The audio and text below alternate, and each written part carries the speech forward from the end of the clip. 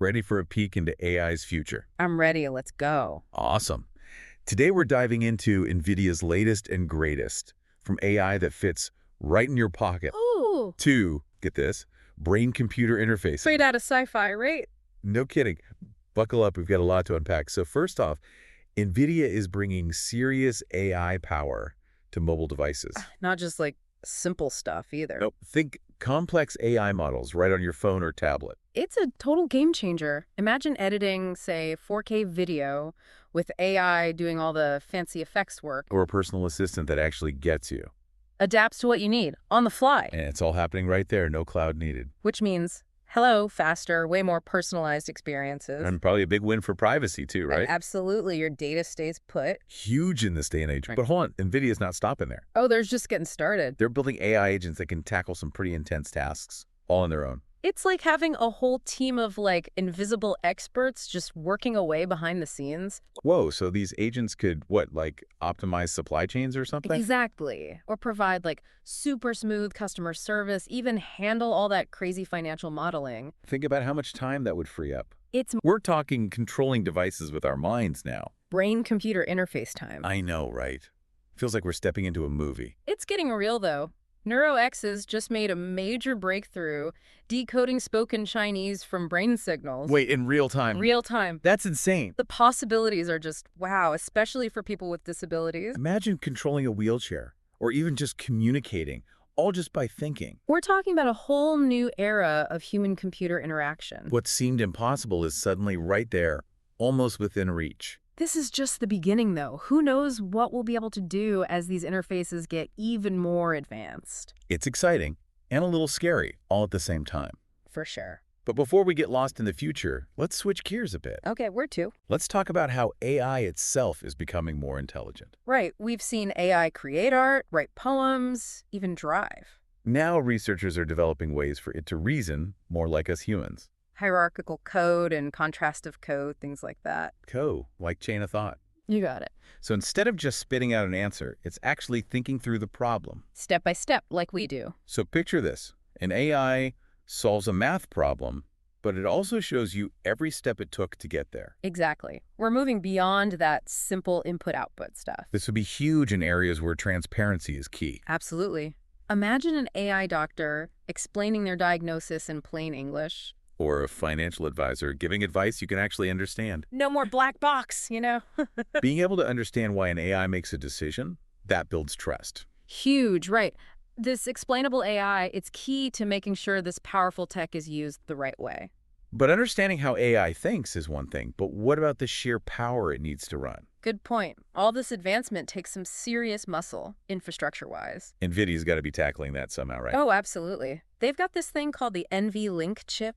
NVLink. Think of it like a superhighway for data. It speeds up communication between those GPUs, the processors that make AI go. So it can handle tons more data, way faster. Which is essential for those big, complex AI models we talked about. And they're making all this power more accessible too, right? With tools like NVIDIA NIM microservices. What do those do? Let developers fine-tune AI models for specific jobs without having to build everything from scratch. So even smaller companies or research labs could get in on this cutting-edge AI action. Exactly. NVIDIA's making it easier, more affordable for all kinds of folks to get involved. That's really exciting. But man, we've covered a lot already. Phew. What should we focus on next? You know what? Let's circle back to NVIDIA's Cosmos platform. Cosmos? Yeah, it's more than just a playground for AI. It's changing how we approach things like robotics and the self-driving cars. You're right, we kind of glossed over that. Let's unpack it after. Well, I guess we're not taking a break. No break needed. Let's dive in. Perfect, let's go. All right, diving back into NVIDIA's Cosmos platform. You mentioned it's more than just a virtual playground, right? Way more. So what is it really? Think of it as this hyper-realistic simulator, but for AI. Yeah, So developers can build these crazy detailed virtual worlds and then test and train their AI systems there. without, messing anything up in the real world. Exactly. No real-world risks. So it's like a super-powered video game, but for robots. Uh-huh. Yeah, you could say that. But I mean, the implications are huge, right? Totally. Imagine self-driving cars learning to navigate, rush hour traffic in a virtual city before they're ever on actual roads. That's got to be way safer. No question. And it's not just for cars either. Cosmos can train robots for all sorts of things. Like what? Manufacturing, healthcare, even like search and rescue missions.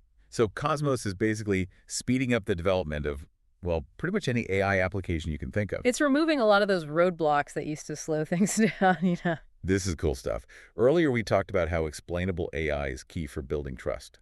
Yeah, super important. What's NVIDIA doing on that front? A lot, actually. They're not just making the hardware, they're also working on software tools that help us, well, normal people, understand how these AI models work. So it's about making AI not just faster, more powerful, but also more transparent. You got it. NVIDIA gets that. For AI to really benefit everyone, people need to get it?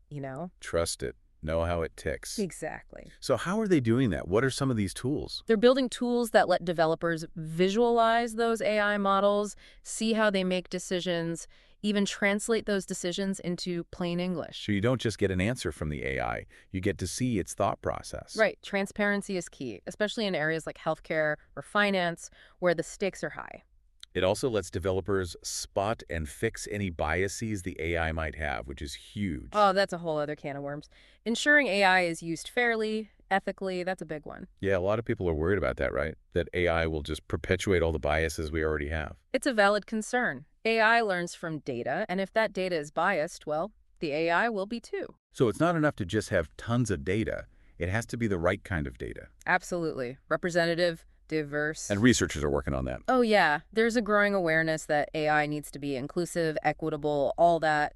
What are some of the ways they're trying to, like, de-bias AI? Well, one way is to be super careful about the data you feed the AI. Make sure it represents lots of different perspectives, demographics, all that. Makes sense. Anything else? People are also working on algorithms that are specifically designed to, like, sniff out and neutralize bias. So it's a two-pronged approach tackling both the data and the algorithms themselves. Yep, lots of work to be done, but it's happening. Which is good, because the more powerful AI gets, the more important it is to use it responsibly, right? Absolutely. We don't want to make existing inequalities even worse. Feels like we're still in the early stages of figuring all this out. We are, but at least people are talking about it, working on it. So while there are challenges, there's also a lot of, like, optimism about AI's potential to do good. Totally. AI could revolutionize healthcare, education, transportation, you name it. But we got to be smart about it, careful how we develop it, deploy it. No doubt, it's a powerful tool. Got to use it wisely. Okay, enough big picture stuff for now. Let's get a little more concrete. Sure thing. We talked a lot about the software side of AI, but what about the hardware?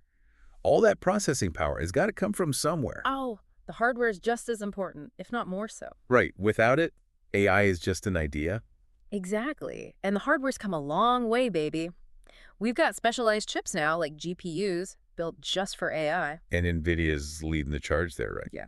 What are some of their big breakthroughs on the hardware side? Well, their GPUs are constantly getting better, faster, more efficient. And they've got tech like NVLink, which lets multiple GPUs talk to each other super fast. Like building a mini supercomputer. Haha, pretty much. And that kind of power is key for training those massive AI models, running those crazy simulations. It's wild to think how far we've come, all this computing power we have now. And it's only going to get wilder. As AI gets more sophisticated, we'll need even more powerful hardware. So what's next? What are the big hardware breakthroughs on the horizon? One thing I'm really excited about is neuromorphic computing. Neuromorphic. It's all about building chips that mimic the human brain, how it's structured, how it works. That sounds insanely complex. Why bother making chips that act like our brains? Well, our brains are amazing at processing info, learning new things, all while being super efficient. And neuromorphic chips are trying to copy that. Exactly. Imagine AI that's way faster, more powerful, but uses way less energy. That would be huge for things like robots, drones, anything where size and power consumption matter. You got it. Tiny, super powerful AI chips everywhere. It's kind of mind-blowing to think about how AI is evolving on all these different fronts, the software, the hardware, the way we interact with it. It really is.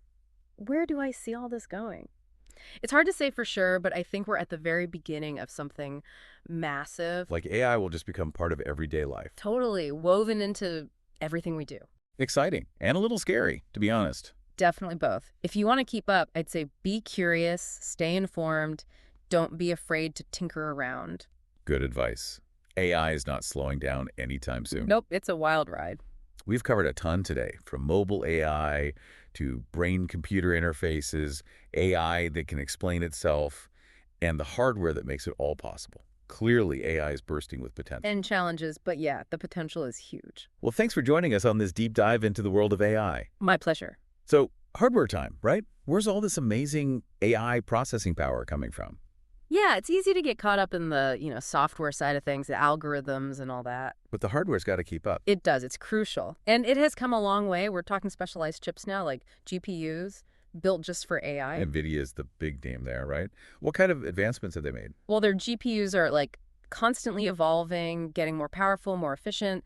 They've also got NVLink. It lets multiple GPUs talk to each other super fast. So you're basically creating like a mini supercomputer. Pretty much, yeah. And you need that kind of power to train those big AI models, run those complex simulations. It's amazing how much computing power we have at our fingertips now. And it's just going to keep growing as AI gets more and more sophisticated. The demand for hardware is only going to go up. So what's next? Any big breakthroughs on the horizon, hardware-wise? One area I'm super excited about is neuromorphic computing. Neuromorphic, what's that? It's about building chips that, get this, mimic the human brain. Like how it's structured, how it works? You got it. Trying to replicate what makes the brain so good at processing information, learning. But why build chips that act like brains? What's the advantage? Well, our brains are incredibly efficient, right? They can do all this amazing stuff while using very little energy. And neuromorphic chips are trying to copy that. Exactly. Imagine AI that's not just faster, more powerful, but also way more energy efficient. That would be huge for, like, robotics, anything that needs to be portable, run on batteries. Absolutely. Think tiny but super powerful AI chips in robots, drones, even wearable devices. The possibilities are, well, pretty much endless. It's pretty wild, right? Yeah. AI is evolving on so many fronts, it's hard to keep up. Yeah, from the software to the hardware, the way we interact with it, it's all changing so fast. It's an exciting time to be in this field, that's for sure. Any final thoughts for our listeners, folks who want to keep up with all this AI craziness? I'd say stay curious, keep learning, don't be afraid to get your hands dirty, try things out. Great advice. AI is not going anywhere, that's for sure. It's here to stay, and it's only going to get more, everything. More powerful, more complex, more integrated into our lives. We're just at the beginning, folks. Well, on that note, thanks for joining us for this deep dive into the future of AI, all the crazy advancements, the challenges, the possibilities. It's been a blast. And to our listeners, keep those questions coming. We'll be back soon to explore even more fascinating corners of the AI world. Until then, keep learning, keep exploring, and most importantly, keep imagining.